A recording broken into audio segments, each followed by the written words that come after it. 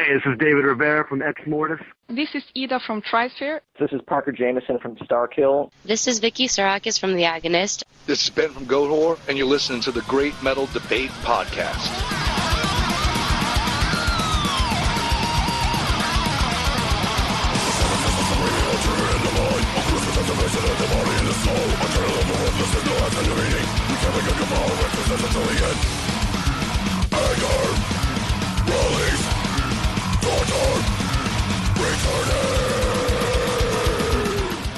Hey, Great Metal Debate listeners, this is Brian coming at you from Clarksville, Tennessee at the Warehouse. Tonight it's a big concert with Cannibal Corpse, and standing with me outside on this beautiful day is Paul Mazurkiewicz from Cannibal Corpse, the drummer. Been there since the beginning, Paul, right? I have, man. Thanks for having me as well. Sorry. Let me start with some obligatories. How's the tour going? Tour's going great so far. I mean, great bill with Cattle Decapitation and Soreption. We're about 10 shows in or whatever, about a third of the way done, but so far so good. Some great turnouts, great shows. Let me ask you this. You guys, this is a pretty long tour. What point does that become? I mean, it's got to become a grind at some point. Just tired, not a horrible thing, but at what point does that kick in?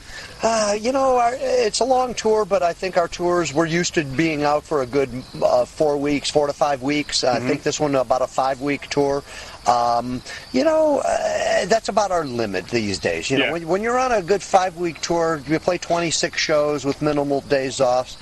Sure, by the end of that time, you're starting to feel some fatigue, maybe a little wear. We're not getting any younger, kind of a thing.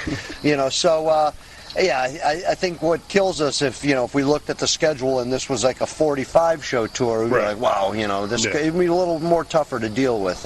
And we do deal with that at time to time, but this is kind of, we look at this one as being just about a normal, average-sized tour here. It's at 26 shows, But hey, we've been doing this for a long time, and you just gotta make do. You gotta make it work. You gotta, pace yourself, and I think we'll be fine. But yeah, like I said, you get a little older, the fatigue starts kicking in a little more so.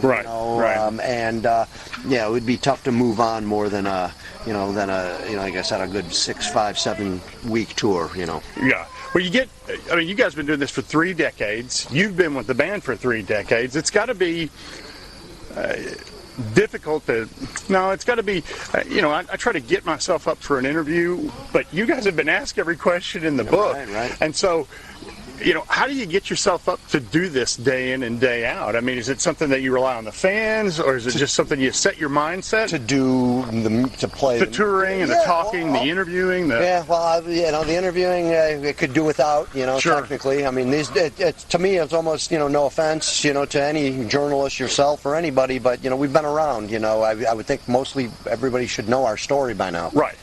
So to us, it's like, we don't feel that it's as essential maybe as it was when we were a young band trying to establish yourself. Absolutely. Do any and every interview possible, For us, that's just part of the job, though, of course. Hey, if interviews need to get done, they need to get done, but, they're not happening like, if I was doing 10 interviews every day on the tour, I'd be like, no, we got to sound check, you got to do your daily thing and all that. No, we're just not going to do it, know.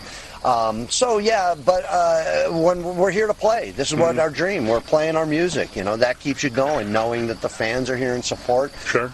It's become our business and our well-being and our job, so that's, of course, another way to look at it. We're not out here just having fun. We're out here to make a living now, too. So that's going to, of course, give you motivation. How can it not? But yeah, I mean, just really our love of the music. We're here for the right reasons. We don't look at it as a job. It becomes your job. Right.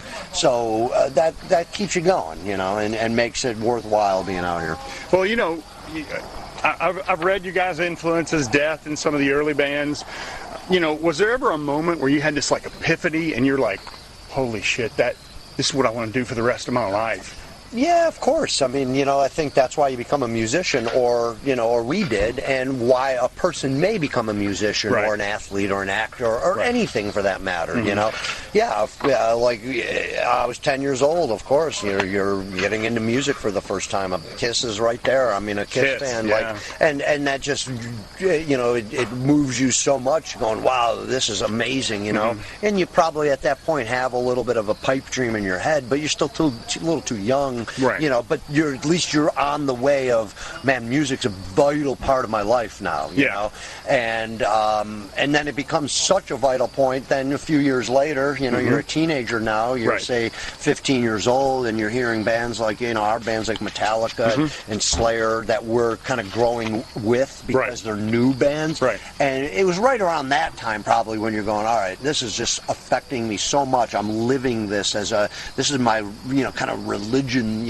That you go, I want to create my own, I want to, I love music so much, and I love what I'm listening to, and I live it like that's what you want to do. Right. And that's what it did with us. So I would think, probably around, like I said, a teenage years when, luckily for us, like I said, growing and being there with the advent of Metallica and Slayer and all that, and it was such a moving thing that made you want to do it, Now, you guys are pioneered. Do you have influences with your content also? I mean, the lyrics and the overall message, I'm not even sure it's a message. That's what it's called. Yeah, I mean, we were influenced by the bands that, like, I just was saying, that the imagery of Metallica, Slayer, Creator, all those bands, were dark subject bands, and it went hand in hand. So that's what we're into. We're into that kind of heavy metal. So so when we had an opportunity to, do it for ourselves and be the band that's, we do whatever we want, We just took it to another level because of the fact that we just wanted to see an album out there that, as fans, we could go to a record store and look at Eaten Back to Life and go, oh my, look at that, look at this cover, it's incredible. Wow, look at the back, look at these guys, read these song titles. And that's what we wanted. We wanted that as fans, because that's how we bought our music back then, So I think it just went hand in hand too. Then you got a name. Well, our name's Cannibal Corpse. Well, what can Cannibal Corpse be about? It's got to be pretty horrific. It's got to be what it is. Horror and dark subject matter, and we all like that kind of stuff, so it made sense. Okay, we're all into the horror movies and stories and the macabre, so it just was a natural fit, to fit the music. So basically that was it. We're not out to any message. We're telling short stories to music. That's all it is. I asked this next question because there are people. I hate stereotyping, and I think you guys get stereotyped with the gore lyrics and that sort of thing. And obviously, you've dealt with this question since the beginning. But it's not, like you said, it's not a message. How do you feel about young kids listening to your music? And obviously, I think it's misrepresented in that they take a message from it. Probably, and it's all going to come down to parents, I mean, obviously kids shouldn't be listening to this kind of music, I mean, kids, I say younger kids, and then you'll still look at a 20-year-old as a kid, even though they're old enough to make their own choices and be able to understand it more so. So I would think a 20-year-old, an 18-year-old that knows what's going on and is, I mean, you're 18, you should have some sense of reality and what's wrong and right and all this kind of stuff. Yes, an 11-year-old listening to our stuff and reading, they're not going to really get this. Right. And they shouldn't, because it's not for kids. Yeah. So that bothers me. I'm glad you said it. If we're talking real kids, I don't want kids to be around this. I think it's wrong. Excellent. That's like seeing a rated R movie or whatever. That's why they put those restrictions on, because it may be detrimental to the growth of children, but if your parents are there doing the right thing, then hopefully not. But if they're not doing the right thing and they're allowing you to do this, well, maybe you got some issues in the future. Exactly.